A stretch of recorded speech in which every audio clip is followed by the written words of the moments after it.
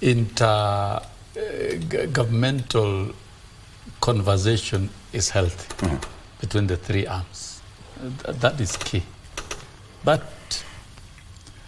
is that going to resolve the individual actions of individual judges? Because judges render their judgments individually, not via the Judicial Service Commission. But I think there is need so that then the leadership of the various arms can be appraised of the public concerns within the institutions. And I think the President is right to accept the recommendation of the Chief Justice if indeed such consultations will be necessary. And I say they are necessary because the different arms, they are not so independent that they must fight. They must engage, they must collaborate.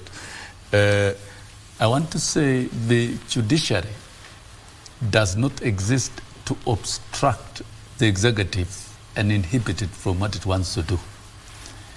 The judiciary exists to interpret laws and to guide the executive to do what it wants to do legally. Kenya Kwanza has gone to election with a manifesto which has 5 pillars. It has been voted for. It has been transcribed into government policy through the different pieces of legislation. And so it has met, all the pillars have met the threshold of the requirement of law and policy.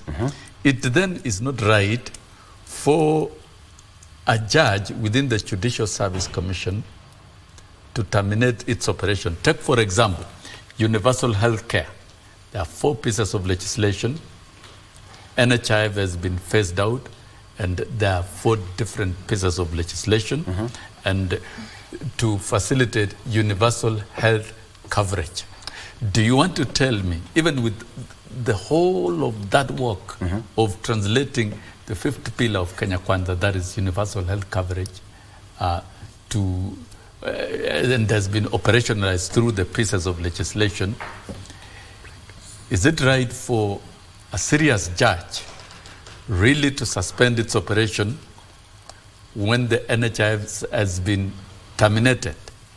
What do you do with the Kenyans who are suffering with terminal illnesses? There's a bill that covers that. What do you do with Kenyans who are admitted in various hospitals because SHIF is not operating? There are even Kenyan students who were evacuated to foreign hospitals. And since the AFIA is not working and it has been transferred to the SHIF, then they cannot be sorted out there.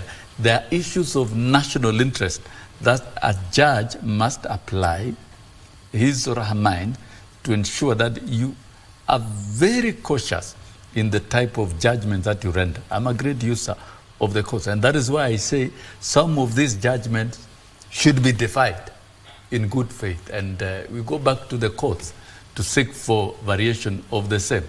Because you cannot tell me you stop delivering health care simply because a judgment has been given stopping it, and when that will be remedied by the same court, the timeline is indefinite and people are sick.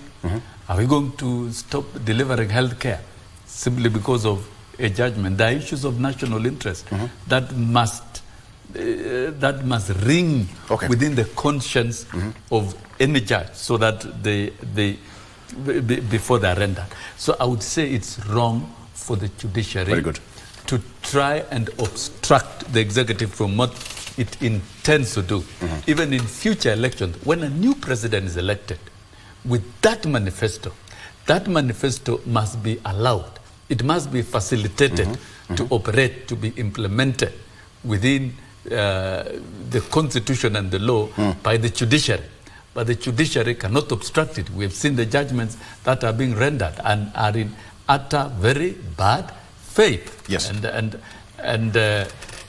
And ignoring, let me use a lighter statement, ignoring such judgments and proceeding with the program. So you've left define. Is in the best interest. Define and ignore almost the same thing.